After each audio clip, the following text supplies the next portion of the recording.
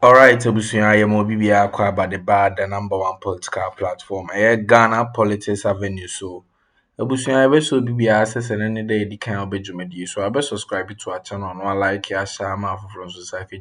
Pa, ye do Ghana Politics Avenue. So, just said the Danny Diane and my pay course of Ghana in political highway in the Sunday the Brono. Ne den so nsa ka nneɛma bi a yɛde bɛda wo nti ɛbɛsɛ obi bi aso bi na brɛ ne pene atena ase ɛtie nsɛm a ɛwɔ Busua yɛbɔ awura no de nsɛm mu a na kyerɛ sɛ OSP Kissi Agyabeng after petition for ne removal from office no ɔtoo ne nsa frɛ lawyer Martin Kpebu ma wɔyɛɛ ne nneɛma bi a anyɛ ne dɛ wei nam so ma ne de lawyer Martin Kpebu akɔtena TV3 afidi kɛseɛ no so waka nsɛm bi de ato dwa. Ɔsɛ after OSP Kissi Agyabeng ne removal from office no wɔn sɛ ɛbɛyɛ criminal investigation bi de atia na efi sɛ wɔn gye di sɛ wɔsupport ɛyɛ criminals bebree ama wɔn akɔ so crime ne nneɛma bɔne pii. Yɛn sɛ obere pii no nti yɛbɛkɔ akɔtie nsɛm a ɛkɔɔ so na ansa na yɛbɛtie nsɛm a ɛkɔɔ so wɔ no yɛbɛsɔ biribi so ɔbɛsubscribe menkɔtie nsɛm. And donated it to that office and then wrapped it up in independence. So number one, the OSP is not unconstitutional. But the point that has to be made is, when you take somebody's powers and give it to somebody, it was for a limited purpose. It is on the first page of the act that established the OSP. I put it on Facebook, and go and look at it. Right. It is specific for anti-corruption issues and related matters. Now, in pursuance of that, they are given some police powers, not plenary police powers. So indeed, I am saying here, and I'm asking Samida, who I'm in bantering with on Facebook, they didn't have any jurisdiction to arrest Martin Kpebu. They didn't have any jurisdiction? Oh, absolutely. They didn't have any jurisdiction.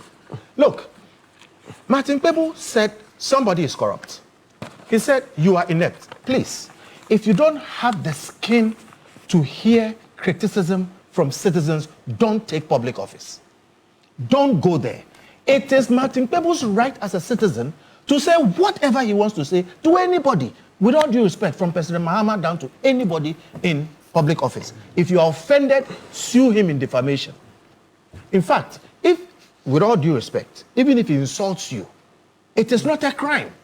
And we don't have time to go into all these things, but you must understand that these are the things that the Constitution does for a liberal society. So please, sue him and let him answer. Now, when he makes accusations of corruption against you, in fact, his responsibility is to make those petitions to the president.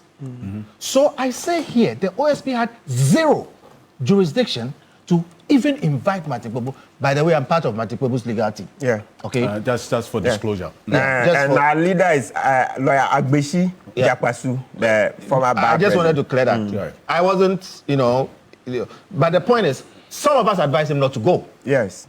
All right? He said, look, let me go. It doesn't spoil anything. I said, fine, that's fine. Anyway, then he comes there, as we speak.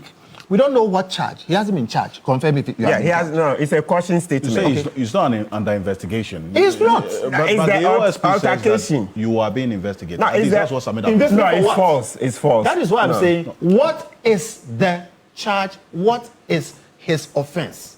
With what jurisdiction or authority was he arrested? Kofi, can I come in briefly? Sami is talking about the earlier, the one that should come and give information to them. That's the one he's been mistakenly called under investigation. When we talked, he said you have been invited. Yes. Okay? It to means provide information. Invited to assist the OSP in investigation. No man has a responsibility to assist a state institution. I see. Okay? If you want me to help you, fine. By your own voluntary. Voluntarily. And that's why we said, look, we know what is going on and it's a tussle between as a duty of a citizen under Article 41. So it's a duty, but it's not a crime if I don't do it. When he goes there, in fact, there was even an issue about the number of lawyers, etc. And I was like, so what if I also and everybody came? Point is, then he gives an interview. And then somebody says he's obstructing. What was he obstructing? And if he's obstructing, okay, is it within the rules, the powers of the OSP to deal with that? So look, there are a lot of things to say, and for me, my interest is really that we don't ride on this to give a dog a bad name and hang it, because it's taken a lot of work for us to get this OSP thing done. And it's, however, going into this argument about scrapping the whole office. But I just want to, before you get there, there's been a question about whether or not it is within the OSP's powers to investigate itself. So Martin Kpebu makes this allegation against the OSP, and it is the OSP that is investigating the allegations made by Martin Kpebu against that same office and the person. Okay, there's a misunderstanding there. Right and law. By the Constitution, petitions go to the president, and the proper investigation is done according to the Constitution, not by the OSP. But every institution has a right to investigate allegations made against it as an administrative process. Okay. All right? So indeed, if the OSP did not have authority per se to investigate and make any decision concerning the kind of allegations that Martin Kpebu had made. Martin Kpebu says OSP is except that after its removal, we can do a criminal investigation. That's another matter. Yes. Okay. My point on the question is, it says SP is corrupt and whatever. That office did not have any constitutional right to make a determination on that issue. I see. You see? And if Martin Kpebu was scurrilous, reckless, and defamed Mr. Kissi Agyabeng, who we all respect as a good criminal law scholar, then he can take him on personally. So as an institution, I repeat, the OSP had no jurisdiction in this matter, to the point where they proceed to arrest, detain him, and then all the things that happen. But again, like I said, the major issues are that we don't use this to kill something that has taken a lot of work to be done. It is not an unconstitutional office. It is a proper office. It is part of a larger architecture. There are others that are older than it that have done less than it. And if we have a problem with the special prosecutor, we shouldn't have a problem with the office of the special prosecutor. It is a necessary office. We need to keep when I it. spoke to Professor Akroma, who presided over the entire exercise in Parliament on that night, you watched that interview, he said that upon hindsight, even though he presided over the process in Parliament, passing this act that established the Office of Special Prosecutor, he thinks that the office has outlived its usefulness. So, rather, that prior argument of the office not being needed in the architecture of the fight against corruption, and rather we strengthening the Director of Public Prosecution's office and then also the AG's office to do the work of the OSP, he thinks now it has more grounds to consider. So, respectfully, Onupa, that argument came up in those days. And it was well debated and well settled. Look, we have had the AG's office for over 100 years. Consistently failed, not because there were bad people there. There were structural issues there. And in the discussion, the decisions had been made that, look, the better thing to look, there's a lot of legal stuff that goes on in government.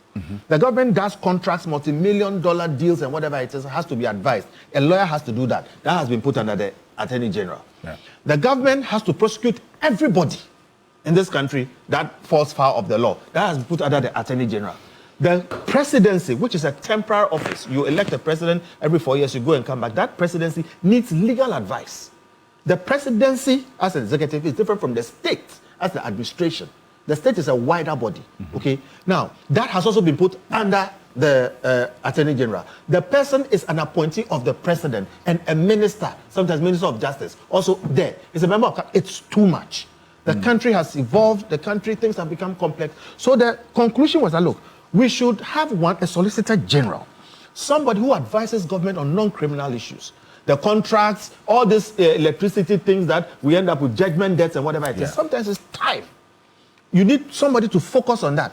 That should be somebody independent, has a term of office, does the work. And then somebody who now is called the Director of Public Prosecutions, who is prosecuting everybody, and it's too much. So they've given some to SNIT, they've given some to police, they've given some to Yoko. We should properly set up a public prosecutions office that does prosecutions and does it well, separate from a member of cabinet who is appointed by the president, because it is clear to us, after 100 years or so of trying that, somebody cannot come out of a team appointed by the president to prosecute his own people. And we know by experience in this country that a lot of the corruption comes from somehow the executive system. It's the politicians and their friends. So let me make this point and make it clear, because it was very obvious to those of us who were in the beginning. The politicians have never liked the OSP idea. From the beginning, they didn't like it. They made all the arguments they've made. It's the same political process and everything. Then finally, when we resolved that issue, they said, okay, and that's where Senior Michael Quay comes in. They reluctantly had to yield to the superior argument that, look, we can't continue doing the same things. Right. Now, so all these things were there. And there were other things. This is part of why we led for the Auditor General to deal with some of the search. Let me just explain a bit. You have internal audit agency. For preventing corruption, the internal auditors had to do their work. Okay, we have to strengthen that. That is a work ongoing. If that happens, the Auditor General has to catch them officers. When they catch them officers, recently I've spoken to Mr. Domelo and said, look, out of Public Accounts Committee, straight, everybody should go through IOCO, all right, DPP, and then Special Prosecutor. Now, to strengthen that, we fought for RTI. Because things were happening. I went to court to say, look, you need to give us information on bus branding. They refused to. The court ruled in our favor. We got RTI. It's a huge architecture we are dealing with. The OSP was pushed forward and prioritized because executive corruption was terrible. That is also what led the World Bank to start pushing government to put in this causing financial loss law. There's so much that has happened in the past 20 years. So look, when one thing happens over my brother Martin Kpebu, and all of a sudden people want to use that to slash down a lot of work that has been done. Let me say here and now, this country needs the OSP. If we don't want the people, then we need to change them. Building institutions is not a 1 day or 2 day or 10-year affair. Some of these institutions are over 100 years old. They are still there. IOCO has been there all these years. Okay? Why haven't we called for their scrapping? It is because it is touching them. So look, all due respect to some of my friends in Parliament who were making those arguments, we'll meet and we'll talk about it. But these issues have been debated sufficiently. The OSP has not failed. It is a work in progress, and it is a victim of its own high expectations. People are expecting so much out of the OSP. I was one of the first people who criticized the OSP over the Keno Ferrata issue on another platform. Right. And said that they should go and prosecute him in absentia, even though he was my own friend and mentor. Okay, people said I said Keno Ferrata shouldn't come to the country. No, I said his presence here was not necessary, and I didn't understand why the OSP was not going forward when it had the powers in law to do so, to prosecute him. It led to all kinds of things. And that is what Martin is taking up on. And saying that, look, you shouldn't have allowed them to go anyway. When I said they should prosecute in absentia, there was a whole discussion about whether absentia prosecution was possible in this country. Today, as we are speaking, the prosecution in absentia is proceeding. After so much talk, a year of no action. And that's what Martin is talking about. That USP, there's a reason why you were put there. And please, get down and do your work, stop the talking and act. And now when he says that he has even other information, I haven't accused him of any other thing. Let me say, to his benefit, the OSP has been very useful. In a few years back, people planned to take up the oil refinery. By now, we would have lost it as a country. They were going to basically take it up and buy it for nothing. It is the OSP we went to. I led. We went to, he wrote letters, stopped things. And that's why the oil refinery is there. So there are positives, there are benefits, so would you say that with the work of the OSP over the period, it justifies its existence? The OSP existence is extremely justified. Look, even people talk about his budgetary allocations and whatever it is. Look, if the OSP becomes fully functional, and I say so because there are so many things that are left to be done, they will save us multiples. Look, you know how much one corruption case cost us? So please, even now, I think the OSP is doing good. We just wanted to do more. Like I said, it's a victim of its own high expectations. Why are we not putting the same pressure on IOCO? All right? And people talk about the Attorney General, we should go back to the Attorney General. Insanity is doing the same thing and expecting a different result. That Attorney General, that whole office should be reconceived. All right? There are very good men there, I know them. But they are handicapped. And it's not because they don't want to do their job. So please, let us go forward to do the things that we need to do to finish this work that we've started, because we still have a problem with corruption in this country. PPA, okay, is part of the setup that led to this, public procurement, so that you prevent these things. PPA has had its problems. Have we called for the abolition of PPA? We should strengthen PPA, okay, jail the people who are messing around there, okay, and make sure it works. Well, Professor Michael Quay so did that's not what we make should that do. proposal of scrapping in a vacuum. He says, strengthen the Director of Public Prosecutions and also the Attorney General, and they can do the work of the OSP. Even though these were arguments that were advanced during the process of the establishment of the office. Now he says there's some reason to it. The history will show, one, the auditor, the Attorney General's office is the largest law firm in Ghana. it is the most resourced law firm in Ghana. The people who work in the Attorney General's office averagely are paid better than people in private law firms. Okay? This strengthening argument, we've heard it over and over again, and a lot has been done. Zero. Nothing will make it change because of the basics. All right? Like I'm saying, a president sits at an executive apex, appoints ministers, including one of them who is a prosecutor. And that is in the Constitution. They are bound to do that.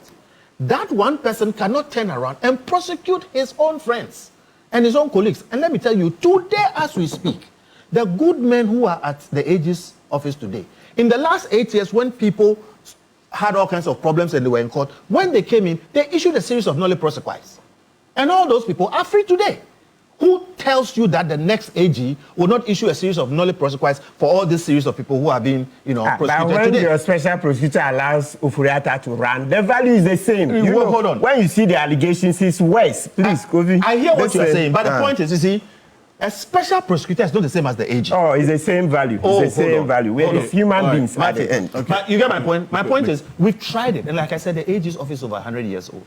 And this strengthened them so that we've strengthened and that whatever it is, structurally they are not capable, okay, of doing some of these things. And even if they did, the next round, they will come and issue nolle prosequis. If we set up an independent prosecution entity, separate from the executive, which other people have done, okay, it is more likely that we'll succeed.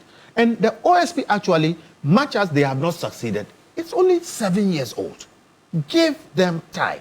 One of these days we'll get a sound, sane, inert, stable, effective person there, and we will be happy that we did what we did. We definitely shouldn't go back to the old system that has failed. All right. Kofi Bento is a private legal practitioner. Kofi is going to leave us in a bit.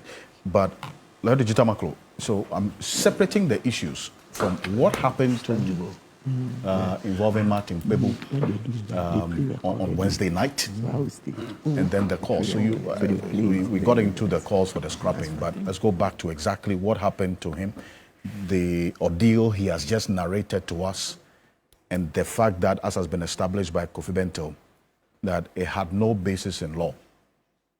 Okay, so this experience of Martin Kpebu on Wednesday night. So once again, good morning to our viewers.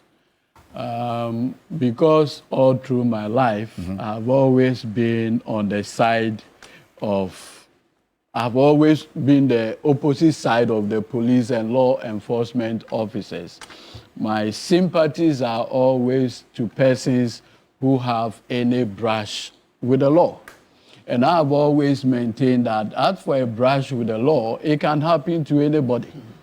In fact, in my maybe a little of 12 years practice, I've seen police officers getting arrested, prosecuted, and some convicted. I have seen all kinds of things happen. In fact, our history will tell you that by 1984, the special prosecutor then, Apia had to run away to London because as the special prosecutor at that time, he was found to have taken money on his investigation on Kowu's motors.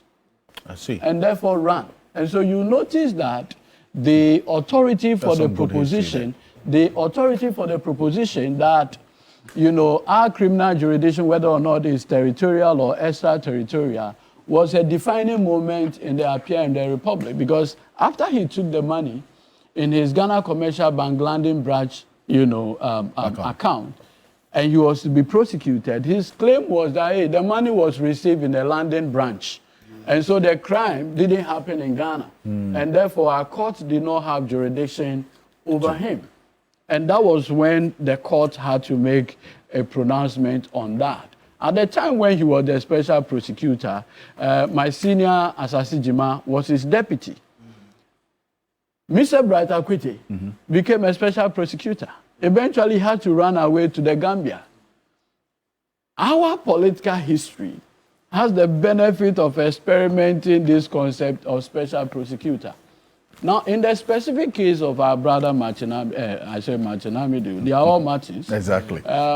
Is that I sympathize with him and what he went through, the ordeal. I think it was not necessary. I also think that the process should have been handled with a bit of tact, extreme bit of tact.